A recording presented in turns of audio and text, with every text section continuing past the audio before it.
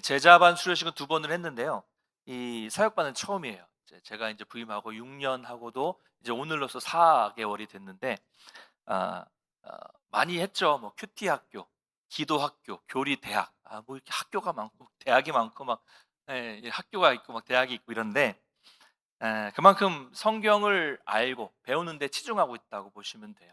그래서 기초 성 큐티 학교, 또 그다음에 기도 학교, 또 교리 대학을 이렇게 마친 다음에 그다음에 뭐가 있어요? 제자반, 사역반까지 있습니다. 이제 우리 교회에 있는 훈련은 다 받으신 분들 이렇게 사역반까지 마쳤고 끝이 아닙니다. 이제 성경반도 만들 거예요, 또. 계속 배워야 돼요. 왜냐하면 우리는 평생, 평생 성경을 배우고 평생 말씀을 알고 살아야 되는 사람들이기 때문에 여러분 뭐 직분에는 은퇴했을지 모르지만 성경을 배우는 데는 대가 없습니다. 끝까지 가야 돼요. 죽을 때까지 성경을 봐야 됩니다, 우리는. 여러분 제자란 누구를 말하는 것일까요? 제자는 사전적인 의미로는 선생님으로부터 가르침을 받는 사람을 제자라고 해요. 근데 이제 이게 이제 예수님의 제자라고 하면 일반적인 선생님의 가르침을 받는 단어에서 좀 더 특별한 의미가 붙습니다. 예수 그리스도를 따른다는 말이 들어가요. 그리고 그의 가르침을 배우고, 여기서 끝나는 게 아니라 배우고 전파하는 사람. 그러니까 따른다는 말과 배워서 전파한다는 말까지 포함이 되는 것이 바로 예수님의 제자라는 것이에요. 그러므로 여러분, 제자 훈련을 받은 사람만 제자가 아니라 예수 그리스도를 믿고 그분을 닮고 따르기를 원하는 모든 사람이 제자라고 하는 거예요. 여러분 여기 있는 모든 분들은 다 예수님의 제자입니다. 할렐루야. 우리는 예수 믿는 순간 제자가 되는 거예요. 자, 그러면 우리는 이미 제자인데 왜 제자인데 따로 훈련을 받습니까? 그 이유는 무엇입니까? 그 이유는 저와 여러분의 삶이 이 교회 안에서보다 세상에서 더 많은 시간을 두고 있기 때문이에요. 그렇죠? 교회보다 세상에서 훨씬 더 많은, 아니 월등히 많은 시간을 세상에서 보내고 있기 때문입니다. 그래서 훈련이 필요한 거예요. 훈련이.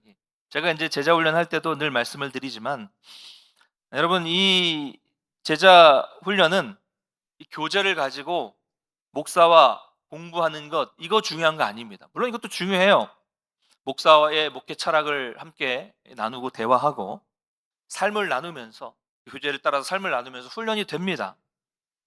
그러나 이것이 예수님의 훈련 반복이라 할 수 있겠지만 더 중요한 것은 월등히 많은 세상에서의 그 시간들을 그냥 보내는 것이 아니라 큐티, 매일 기도, 매일 성경 통독, 매일 교재 예습을 하면서 그 세상에서의 시간들을 줄여 나가고 주님과의 교제하는 시간을 매일매일 늘려 나가는 것. 이게 핵심이에요. 제자 훈련의 핵심.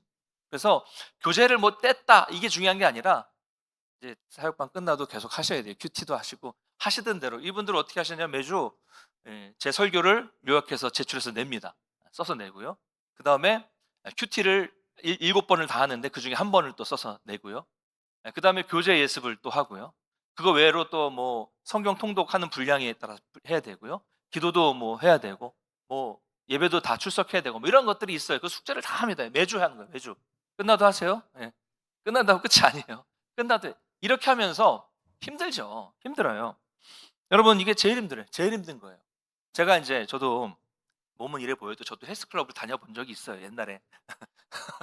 다녀봤어요. 다녀봤는데 힘들잖아요, 처음에 운동하면. 첫날 가 가지고 가면은 "어떻게 운동 해 보셨어요?" "아니 잘 몰라요." 그러면 인제 트레이너가 알려줘요. 뭐 몇 세트로 뭐 하고 이거 하고 저거 하고 하는데 그거 다 하면 다음 날부터 못 나갑니다. 힘들어요.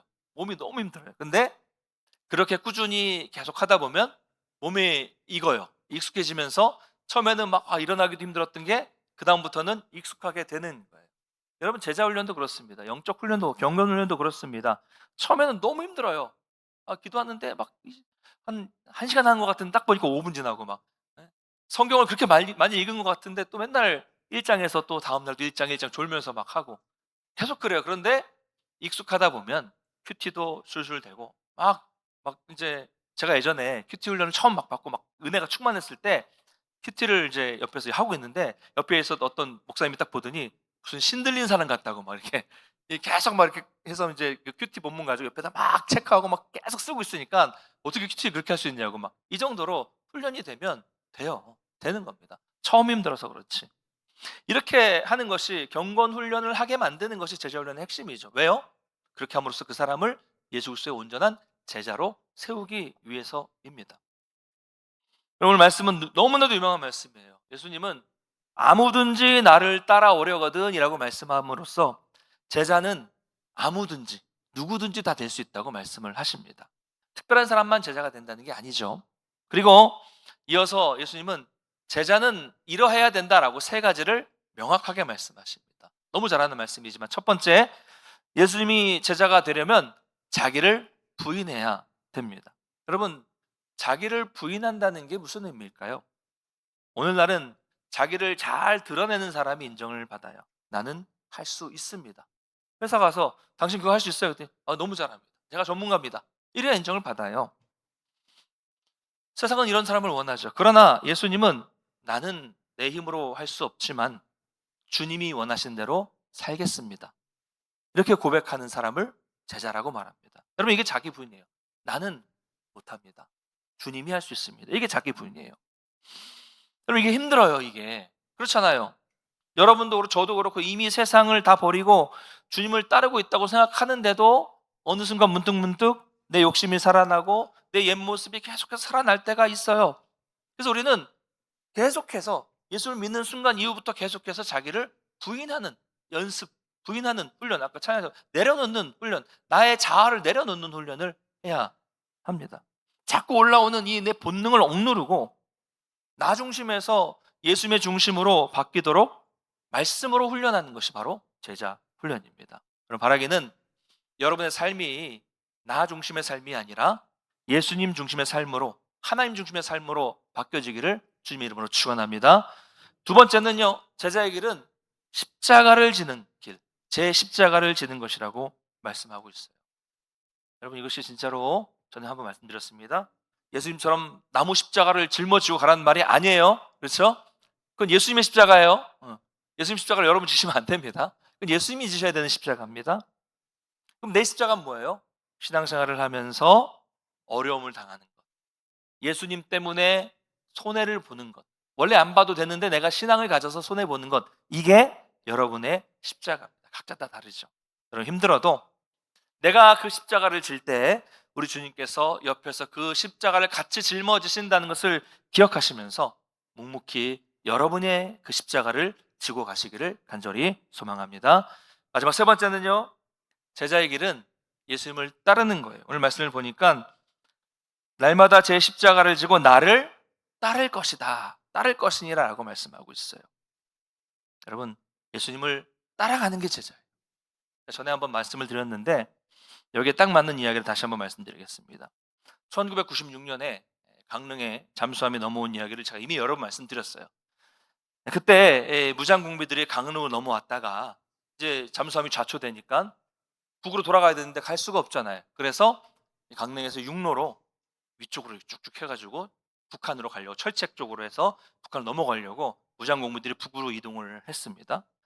그때 이제 저는 이제 그 철책 쪽에서 이제 철책에 근무하는 이제 병사들은 북쪽을 향해 철책 근무를 쓰지만, 경계 근무를 쓰지만, 저희는 이제 그 밑에서 올라오는 무장공비들을 잡아야 되니까 철책을 등지고 남쪽을 향해서 이렇게 매복하고 이렇게 여러 이제 부대가 이렇게 하는 그런 임무를 했습니다.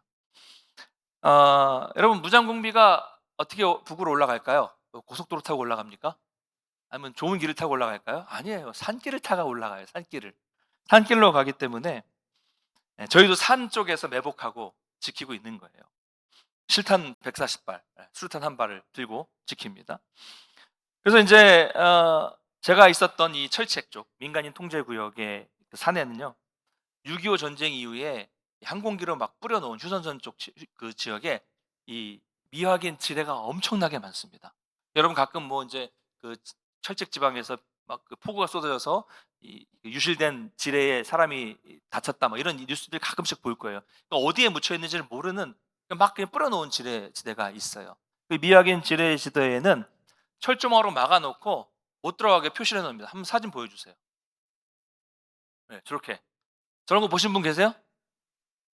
어디 군대 다녀오셨나? 네. 저렇게 이제 그 지뢰 지역마다 이렇게 딱 표시를 저 들어가지 말라는 거거든요.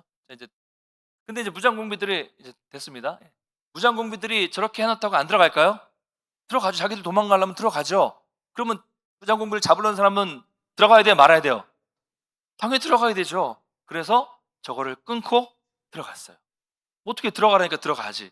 무서운데 들어가지. 들어갔어요. 그래서 '야 이거 어떻게 되나.' 막 그러고 있는데 마침 저희끼리는 좀 이렇게 "정신이 나갔다." 이렇게 얘기했지만 마침 용감한 소대장님이 그러더라고요. "얘들아 나를 따라와." 딱 그러는 거예요. 그래서 앞으로 가는 거예요. 무슨 뭐 지뢰 탐지기도 없어. 그냥 저벅저벅 가는 거예요. 그래서 속으로 '왜 저러실까.' 이랬는데 그 감사하게도 예 "야 소대장님 밟은 데만 딱 보고 밟아라." 그래 가지고 다들 일렬로 그 소대장님이 밟은 데만 탁 이렇게 따라서 밟았습니다. 왜요? 그래야 안 죽으니까. 소대장이 먼저 앞길을 걸어갔으니까 거기 밟은 데만 밟으면 안전하니까 그렇게 따라가는 겁니다. 저는 그 모습이 생각이 났어요. 여러분 마찬가지예요. 제자는 예수님을 따라가는 사람이에요. 제자는 예수님 닮은 사람 삶을 살아야 됩니다. 성경을 통해서 그분이 밟은 데만 밟고 가는 거예요. 밟은 데만 밟고 가는 게 제자입니다. 길이 아니면 가지 말아야 돼요. 밟지 않은 길이면 밟지 말아야 돼요. 그게 순종입니다. 근데 안타깝게도 오늘날의 성도와 목회자와 교회가 예수님이 밟지 않은 길을 막 밟고 다니는 경우가 너무나도 많습니다. 그래서 여기저기서 막 지뢰가 막 펑펑 터지면서 교회 문제가 막 펑펑 터지고 있는 것 아니겠습니까? 말씀을 맺겠습니다. 사랑하는 우리 성도 여러분, 또 오늘 수료하시는 여러분, 제자의 길은 힘들어요. 우리 마음과 몸이 원하지 않는 길입니다. 왜요? 힘든 길이니까. 자꾸 우리가 편하게 가려는 길을 거슬러야 되니까 힘든 길이에요. 그러나 여러분, 훈련하면 돼요. 안 된다고 하는 게 훈련하면 익숙해집니다. 그리고 익숙해지면 할만해요. 거기에서 누리는 은혜가 있거든요. 이거 안 되는 줄 알았더니 할만하구나. 네. 가능하구나. 이거 참 은혜가 되는구나 하는 것을 깨닫게 되면 갈 수 있는 겁니다. 게다가 제자의 길에는 놀라운 영광이 기다리고 있습니다. 세상에서 줄 수 없는 풍성한 기쁨, 제자만 누릴 수 있는 하늘의 복이 예비되어 있어요. 여러분, 오늘 주님 오실 그날까지 우리가 아까 방금 찰랑 불렀던 것처럼 주님 오실 그때까지 이 주님 걸어가신 길이 무엇인가를 성경을 통해서 잘 발견해서 그 길을 밟고 주님을 따라가는, 닮아가는 그런 삶을 살아가시기를 주님의 이름으로 간절히 축원합니다. 기도하겠습니다.